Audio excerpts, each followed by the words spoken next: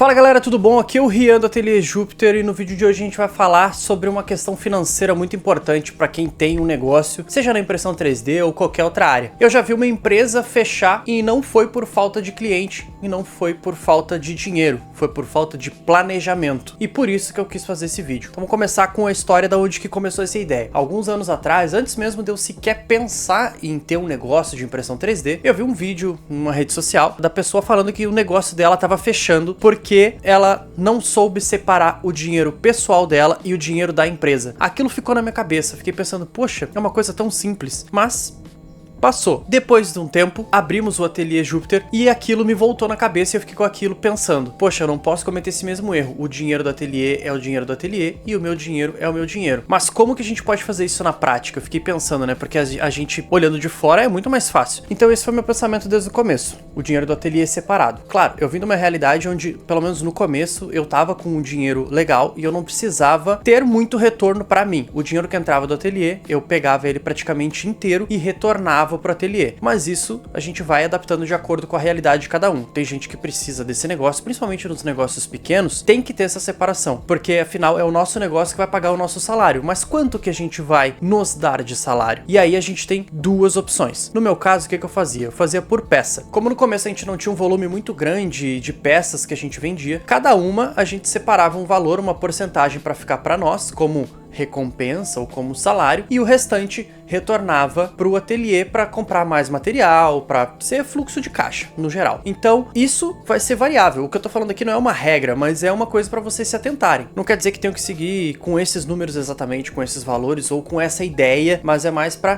criar essa pulguinha atrás da orelha. Afinal, aqui a ideia do canal é justamente essa: ajudar quem tá começando ou que já tem um negócio e às vezes tá um pouco perdido, tá? Sem saber direito qual rumo seguir. Então fica ligado nessa questão financeira. O que eu fazia então? Cada peça que a gente vendia, eu pegava um valor, a gente já fez lá na planilha num vídeo anterior, ensinando como fazer esse cálculo para saber qual que é o teu lucro real, depois que a gente vai tirar todos os preços de custo da peça. Custo de produção, material, embalagem, envio, esse tipo de coisa. O que sobrou? Que é o limpo. Esse dinheiro limpo, eu tirava uma porcentagem para mim e uma porcentagem para voltar para o ateliê, para reinvestir e continuar girando o nosso negócio. No começo, o que eu fazia? Eu fazia em torno de 15% desse valor que sobrava, líquido, para mim, para retornar, para ser a minha recompensa, para ser o meu salário. É um valor relativamente baixo. A maioria do pessoal faz aí em torno de 40% a 50% essa divisão. Eu fazia 15% porque na época eu tava ok, tinha recebido um dinheiro, tava investindo muito no ateliê. Então praticamente tudo que recebia voltava pro ateliê. Agora a gente já tá normalizando, o ateliê é a minha principal fonte de renda, então eu preciso ter uma distribuição mais igual, digamos assim, para eu não ficar no prejuízo também. Afinal, eu preciso pagar minhas contas, eu preciso viver e eu não vou usar o dinheiro do ateliê para pagar minhas contas pessoais e não vou usar o meu dinheiro pessoal para pagar as contas do ateliê. A ideia aqui é justamente separar as duas vidas, as duas pessoas, o empreendedor e a pessoa física que tá aqui vivendo. Então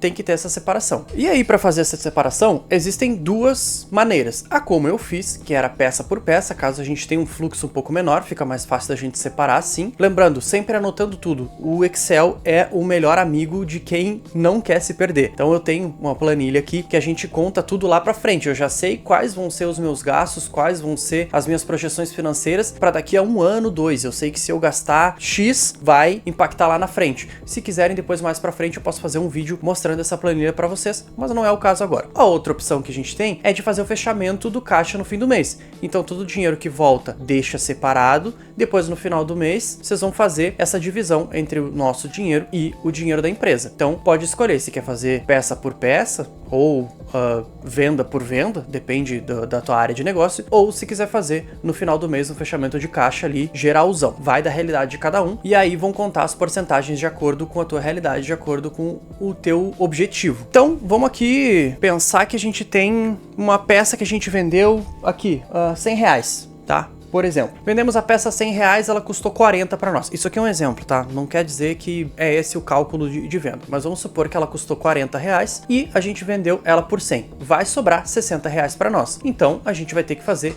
esse cálculo. Qual a porcentagem que tu vai querer tirar? 50-50? Vai ser 50% para mim e 50% para o ateliê? No meu caso, o que eu faço? Eu separo uma conta. Eu tenho uma conta exclusiva só para o dinheiro do ateliê. Então tudo que eu quero comprar do ateliê, seja investido em propaganda, anúncio, material, filamento, pincel, coisa assim, eu pego o dinheiro do próprio ateliê. E a planilha financeira também. Eu tenho uma planilha só pro ateliê para eu conseguir fazer esses cálculos e saber se o ateliê tá se pagando ou ele tá dando prejuízo. Isso é importante também, ter essa planilha financeira separada pra gente saber como que o negócio tá andando. E não se esquece de atualizar a planilha. Esse tipo de planilha financeira a gente precisa atualizar diariamente. Cada gasto que a gente coloca é importante ter ali pra gente ficar ciente, porque se esperar 3, 4 dias, daqui a pouco a gente nem lembra mais o que comprou, como que comprou, vai olhar lá na fatura do cartão, vai olhar que tem um gasto ali, nem lembra mais o que é. Então é importante a gente ter esse acompanhamento diário. Então, seguindo assim, se a gente tem uma reserva de dinheiro, mora com alguém, tem uns custos baixos, indico ali pra gente ficar em torno de 30 a 20%, né? De 20 a 30% é um valor ok pra retornar pra ti. Se tiver que pagar conta e ficar um pouco mais apertado, o ideal ali é 50%, tá?